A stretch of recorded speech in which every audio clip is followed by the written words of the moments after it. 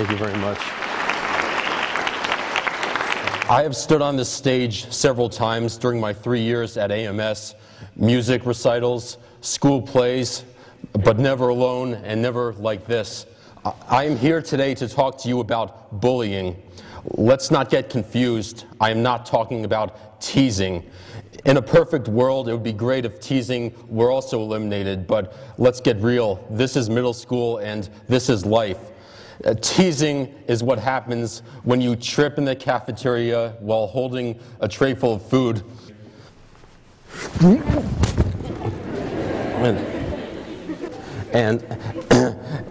And the contents, it could just fall on the floor, but for some reason of astrophysics, it flies 20 feet in the air and everything lands on your face. And the reaction from about 200 of your classmates simultaneously goes something like this. Woo!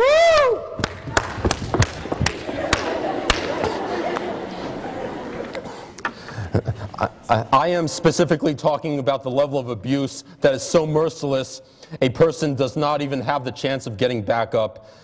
It is the non-constructive criticism that is so constant, a person believes that they are not worthy of a chance of being loved, admired, or respected.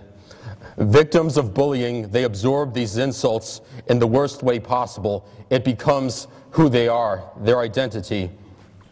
Maybe this sounds familiar. You little faggot, nobody likes you, you have no friends. Maybe if you stopped being such a geek, people would like you better. Loser, stupid retard. Does any of this sound a little bit familiar? Yeah. You know, I was bullied for most of my life, mainly because I was not given too many breaks in adolescence. I had lots of pimples, glasses, braces, a nose that was too big for my face. I dressed like a complete dork most of the time. I had a deep, funny-sounding voice, too. What am I saying? I still have a deep, funny-sounding voice. But what made life really unbearable for me is a condition that was very unknown at the time called Asperger's syndrome. And as Mr. Carroll said, I wrote a book about my life in a series of very funny essays about my struggles with Asperger's and what we can learn. But I have to tell you, I've been extremely excited ever since the book came out, but not to the point where I carry it around with me all the time or have it right now, because I guess if I did that, it would look kind of pathetic. Sorry, I forgot the videographer was back there. You didn't get hit, did you? Okay. Anyway, Asperger's syndrome, it is the mildest, most misunderstood form of autism, and I was not diagnosed until the age of 14. When I say that autism is mild for me, that just means it's part of what's called a spectrum disorder. There are cases on the spectrum that are very severe. Then there's the kind that is so mild it is often misjudged as a character flaw, something that has to be corrected. I may appear different to all of you, but hardly disabled. After all, most people are not comfortable giving a speech in front of hundreds of strange people, or doing something really weird in front of hundreds of people, like this, for instance.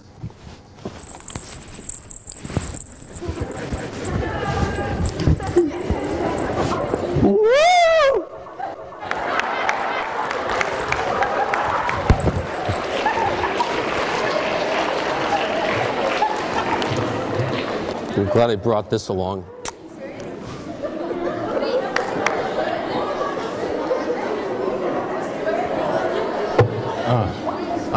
I needed that. It's probably not even allowed in school, but don't tell anybody. Hey. So, you know, for me, this is not that big of a deal, even though supposedly most of the population has some or a very severe fear of public speaking. And the greatest disabler, the disabler for me, had nothing to do with the disability. The disabler was the doomed first impressions, the constant misunderstandings, lack of compassion and chances, the misery of being so vulnerable toward bullying. I would also like to believe that I was part of the last generation where bullying was accepted as a part of growing up.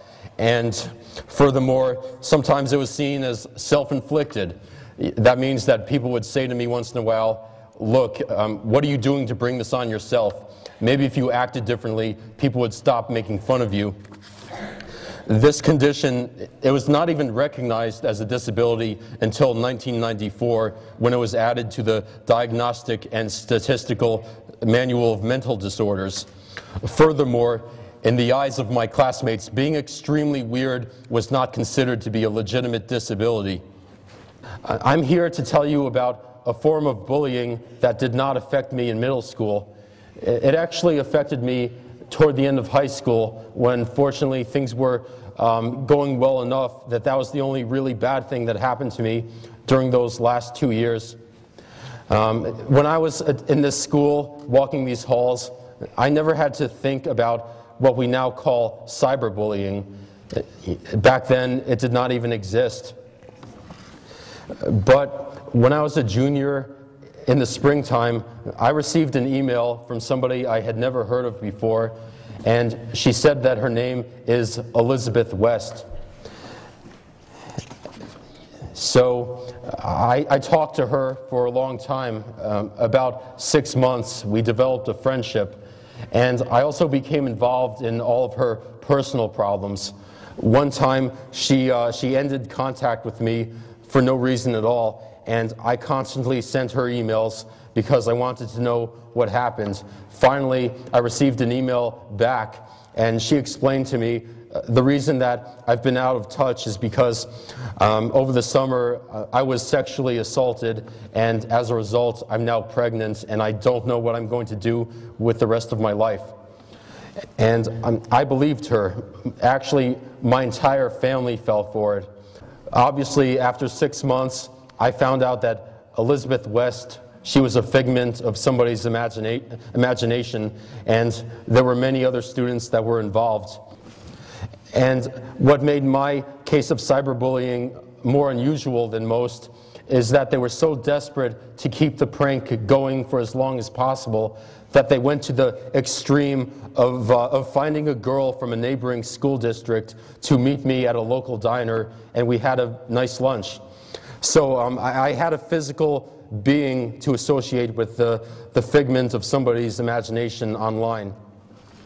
Now, this thing, it happened to me 11 years ago, and in my opinion, this has gone from a national crisis to a national disgrace. I asked Mr. Carroll about cyberbullying and what you can do about it. Unlike when I was going to school, it can now be addressed in the sense that if it translates into the school day, you can do things like punish students, give detentions, and suspensions. But in my opinion, when that happens, the damage could already be done. And I've always wondered how many more people need to take their lives before there's some kind of a law that protects everybody in all 50 states. Everybody here, your ages 14 and 11. 14 and 11-year-olds, that is too young to handle that kind of pain in your life.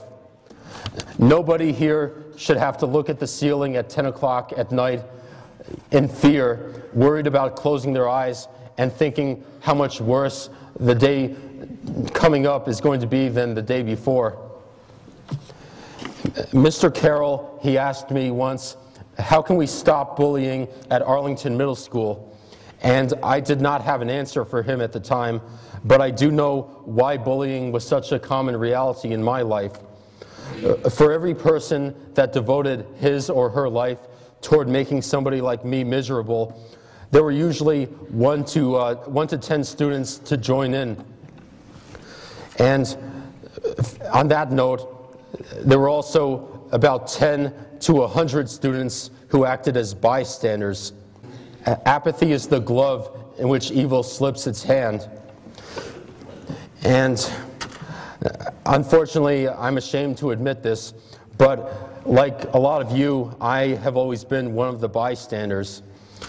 I cannot think of one time in my entire life in which I've stuck up for somebody who deserved an advocate, even if I had the physical power and the intelligence to stop it.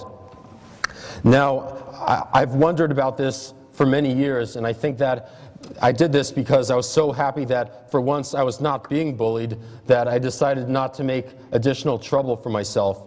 But even so, shame on us, shame on me. How dare we?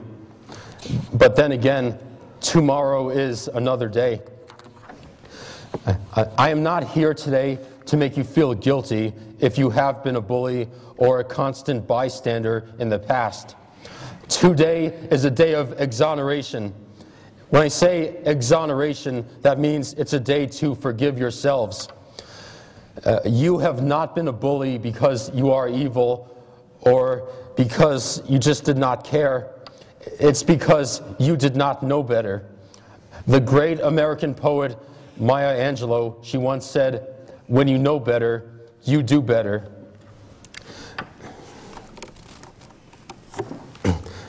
I have absolutely no control over what happens after I leave here today, but I will depart with optimism that things will be different.